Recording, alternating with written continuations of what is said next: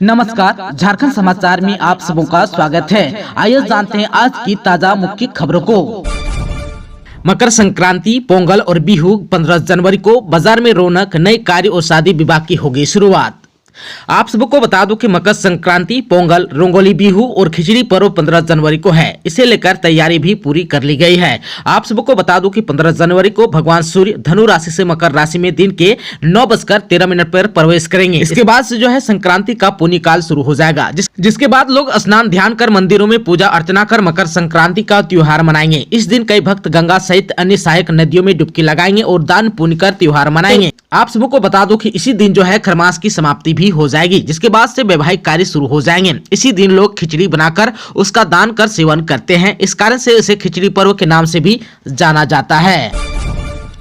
PM Modi की सभा 27 जनवरी को बलियापुर में होगी, वहीं से करेंगे हर्ल प्लांट का ऑनलाइन उद्घाटन। प्रधानमंत्री नरेंद्र मोदी 27 जनवरी को धनबाद के बलियापुर हवाई अड्डा मैदान में आम सभा को संबोधित करेंगे। आप सबको बता दूं कि सूत्रों ने बताया कि पीएम के कार्यक्रम को लेकर 4 स्थलों पर मंथन हुआ, लेकिन अंततः बलियापुर हवाई अड्डा मैदान पर सभा करने पर सहमति बनी। आप सबको बता दूं कि बलियापुर में जगह काफी है, यहाँ जनता के प्रवेश और निकास के लिए 1 से अधिक द्वार भी बनाए जा सकते हैं। साथ ही हेलीकॉप्टर उतरने के लिए भी काफी व्यवस्था है। आप सबको बता दूं कि पीएम का इस मैदान पर पहले भी सभा हो चुकी है। आप सबको बता दूं कि बलियापुर में होने वाली सभा में भाजपा के धनबाद, गिरिडीह और कोडरमा लोकसभा क्षेत्र पार्टी कार्यकर्ता और आमजन शामिल होंगे।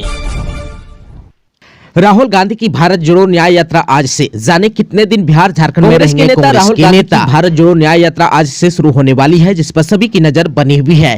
कांग्रेस के पूर्व अध्यक्ष के नेतृत्व में ये यात्रा मणिपुर की राजधानी इम्फाल से शुरू होकर 20 मार्च को मुंबई में समाप्त हो जाएगी। कांग्रेस की ओर से कहा गया है कि राहुल गांधी के नेतृत्व में शुरू हो रही भारत जोड़ो न्याय यात्रा चुनावी नहीं बल्कि वैचारिक यात्रा है। यह यात्रा मोदी सरकार के पिछले 10 साल के अन्याय काल के खिलाफ निकाली जा रही है। यह यात्रा थौबल जिले के खांगजोम से शुरू होगी, जो कि 66 दिनों तक चलेगी। भारत जोड़ो न्याय यात्रा की बात करें तो ये 15 राज्यों को कवर करेगी। वहीं आप सबको बता दूं कि बिहार में 4 दिनों में 7 जिलों में 425 किलोमीटर की यात्रा करेगी, जबकि झारखंड में 8 दिनों में 13 जिलों में 804 किलोमीटर की यात्रा करेगी।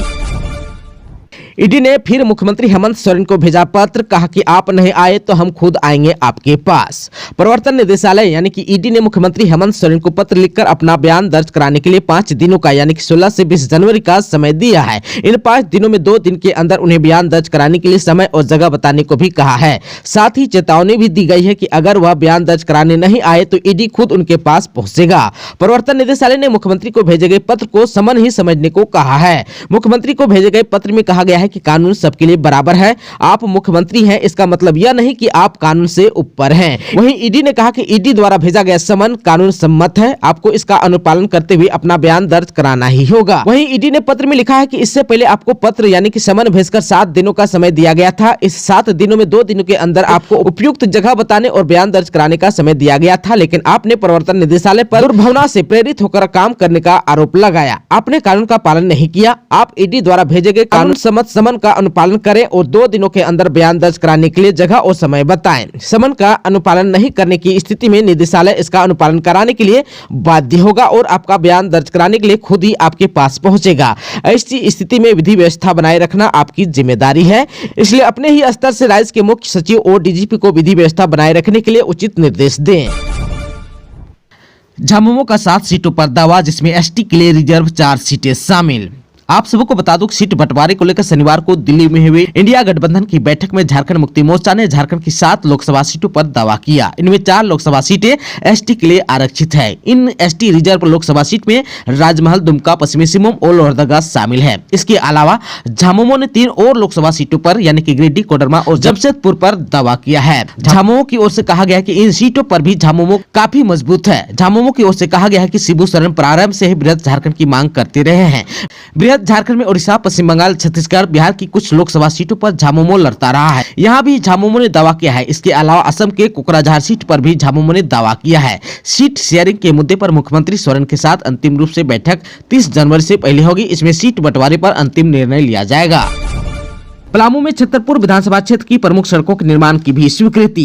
पलामू सांसद बीडी राम की अनुशंसा पर छतरपुर विधानसभा क्षेत्र के प्रमुख सड़कों के निर्माण की स्वीकृति मिली है। संबंधित योजनाओं पर कार्य शुरू होगा। सांसद के निजी सचिव अलख दुबे ने बताया कि स्वीकृत सभी सड़कों का निर्माण कार्य पूर्ण हो जाने से सुदूरवर्ती इलाके के आवागमन में काफी सहूलियत होगी। सांसद ने 2 नवंबर 2023 को ही केंद्रीय अवसंरचना यानी कि CIRF के तहत छतरपुर विधानसभा क्षेत्र के विभिन्न सड़कों को स्वीकृति के लिए केंद्र सरकार से पत्र के माध्यम से आग्रह किया था, जिसमें पाटन प्रखंड की 5 प्रमुख सड़कें शामिल है।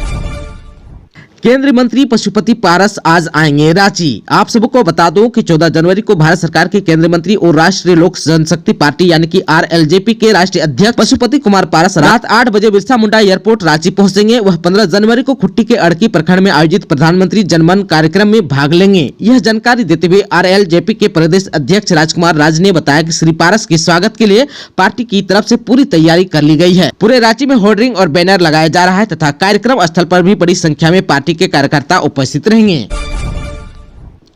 रामलला की प्राण प्रतिष्ठा को लेकर राममय हुआ झारखंड। घर घर दिए जा रहे हैं निमंत्रण। 31,000 मंदिरों में होंगे अनुष्ठान। आप सबको बता दूं कि अयोध्या धाम राम मंदिर को लेकर चारों तरफ उत्साह का माहौल बना हुआ है। 22 जनवरी 2024 को रामलला की प्राण प्रतिष्ठा को लेकर झारखंड में निमंत्रण भी दिए जा रहे हैं। अयोध्या धाम श्री राम जन्मभूमि से पूजित होकर आया अक्षत और नूतन मंदिर के चित्र से झारखंड प्रांत के सभी जिलों में 13वें दिन भी जो है कार्यकर्ताओं ने काफी उत्साहपूर्वक गाँव और नगरों की गली गली में हजारों परिवारों को निमंत्रण दिया।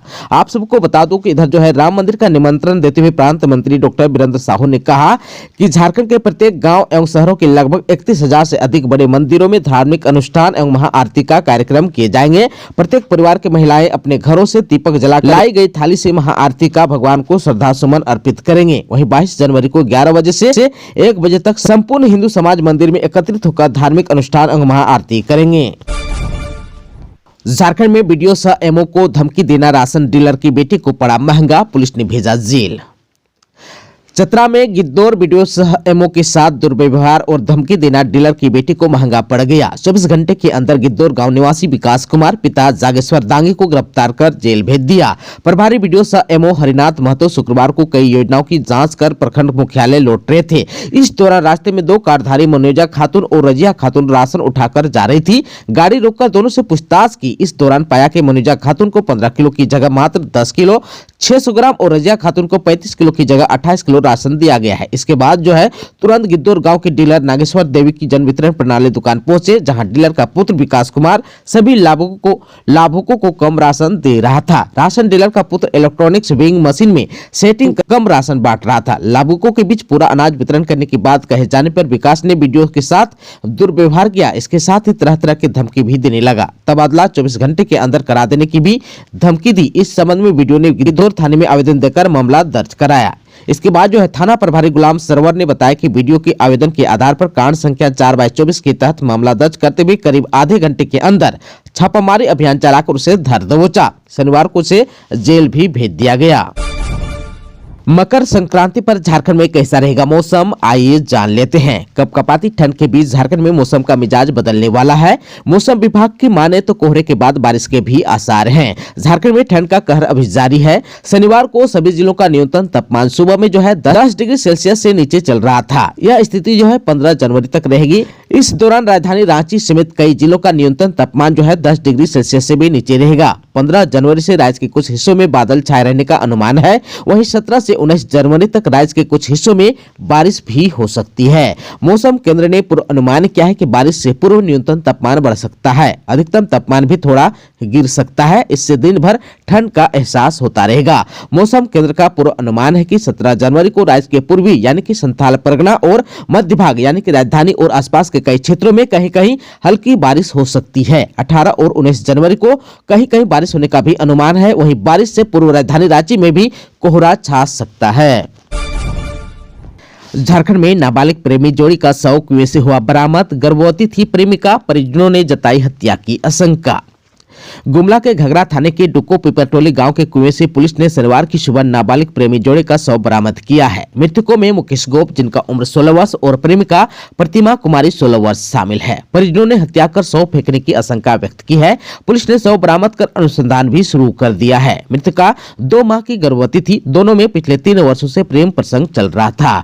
परिजनों ने बताया कि दोनों बच्चे जो है शुक्रवार को घर से निकले थे। इसके बाद रात भर घर नहीं लौटी। शनिवार की सुबह दोनों का शव मिला। इधर जो है थानेदार अमित कुमार चौधरी ने बताया कि अभी तक की जांच में यह प्रतीत हो रहा है कि दोनों ने आत्महत्या की है। पोस्टमार्टम रिपोर्ट आने के बाद ही कुछ और कहा जा सकता है। टिन प्लेट कंपनी का 15 जनवरी को होगा टाटा स्टील लिमिटेड में विलय। आप सबको बता दो कि tin plate company of India limited यानी कि TCIL का 15 जनवरी 2024 से टाटा स्टील लिमिटेड में विलय हो जाएगा। Tin plate company of India limited को टाटा स्टील लिमिटेड में विलय के लिए national company law tribunal Kolkata bench से भी मंजूरी मिल चुकी है। कंपनी के डिविजनल मैनेजर शिल्पी सिन्हा ने कर्मचारी को पत्र जारी कर इसकी विधिवत सूचना भी दे दी, जिसमें बताया गया है कि टिन प्लेट कंपनी के सभी कर्मचारियों का स्थानांतरण टाटा स्टील लिमिटेड में हो जाएगा, जो 15 जनवरी 2024 से प्रभावी होगा। वहीं टिन प्लेट कंपनी का नाम बदलने की तैयारी कंपनी प्रबंधन ने शुरू भी कर दी है। नेतरहाट परीक्षा में सफल विद्यार्थी सरकारी विद्यालयों के पोषक क्षेत्र के बाहर के मिले हैं।